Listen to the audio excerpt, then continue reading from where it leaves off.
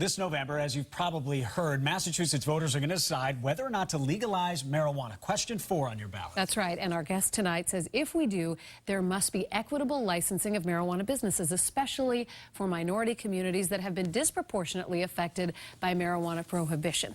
Boston City Councilor Ayanna Pressley joins us now. Thank you so much for being on the show. Thank you for having me. So first question, do you support question 4? Well, I have to say, in general, I find it very challenging to introduce potentially a new industry through the blunt function of a ballot question.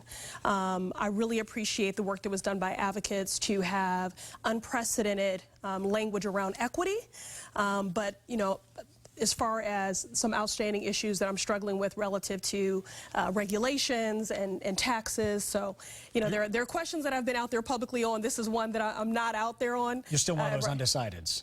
Well, really what I just feel is as a policymaker, it is my job that whatever is the will of the electorate to ultimately make sure that we see successful implementation. And what we saw with medicinal marijuana, in my opinion, is a missed opportunity to be proactive and to be intentional because an industry was introduced in the form of a ballot question.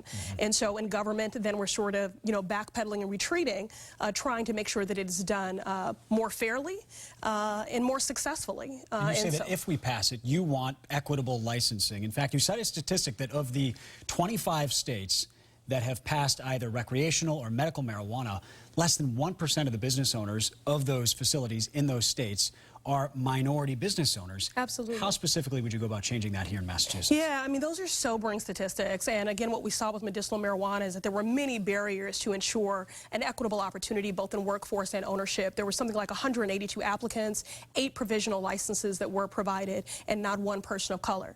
Now, they did consider there were applicants that were more competitive if they had a plan to hire veterans and to hire women. And so I want those sorts of considerations for this process. If this does pass on November 8th, the fact that we're having these conversations now, we've had a hearing, December 6th we'll have a working session, and we have some great takeaways, and we'll make recommendations to the Cannabis Control Commission. So some of the things that I want us to influence and inform is that, one, a person of color is appointed to that 3-person Cannabis Control Commission, whereby the state will oversee and have that jurisdiction. The treasurer will be controlling that process. So we want to influence that. I also want applicants to submit what their hiring plan is to ensure a diversity of workforce. And we want to be tracking that data along the way in terms of race and gender, what city they live in. At the end of the day, there have been many barriers to an equitable opportunity in workforce and enterprise opportunity in many other industries. And so this is our opportunity to proactively and intentionally get at this. And it's really a double bottom line. It's the right thing to do. We are leading in the country when it comes to income inequality. We all know the role of small business in our economy. And this is a way for us to begin to close that widening chasm. And this is an industry that in other states has been incredibly profitable. You've talked about this, what you're proposing, as a way to right past wrongs. First, if we can do it quickly, what were the wrongs and how could this set the course anew? Sure. The war on drugs had a disproportionate adverse impact on low-income and people of color, and many people in talking about and debating this issue have talked about this as an opportunity to right the injustices of the past.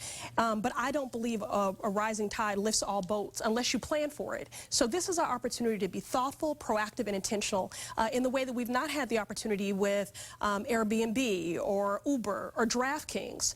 So it really is incumbent upon us, if this is indeed the will of the electorate, now or in the future, I want us to have a greater preparedness to ensure an equity and opportunity for this emerging industry. It does have the potential to be $1 billion industry. If we encourage minority business owners to get these licenses and create a framework around which they can do that, do you worry about introducing lots of marijuana shops into, say, your community in Dorchester and creating a drug problem? Well, I would just say, I don't support the concentration of any industry in neighborhood, except for maybe restaurants, because they don't cannibalize each other.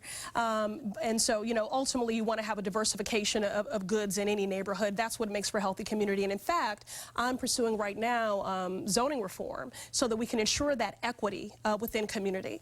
But again, this is an opportunity for us to be proactive and intentional and in a meaningful way, beyond impassioned talking points, to right the injustices of the past. But honestly, it's just just an opportunity, period, to ensure an equity and opportunity in workforce and in ownership, which is going to help us to close that growing income inequality gap. Outstanding. Well, we're so glad that you came and that you're raising these issues now, because this is going to be one of the key issues on the ballot. Boston City Councilor Ayanna Pressley joining us. Thank you for being here. Thank you for having me. And now we have to toss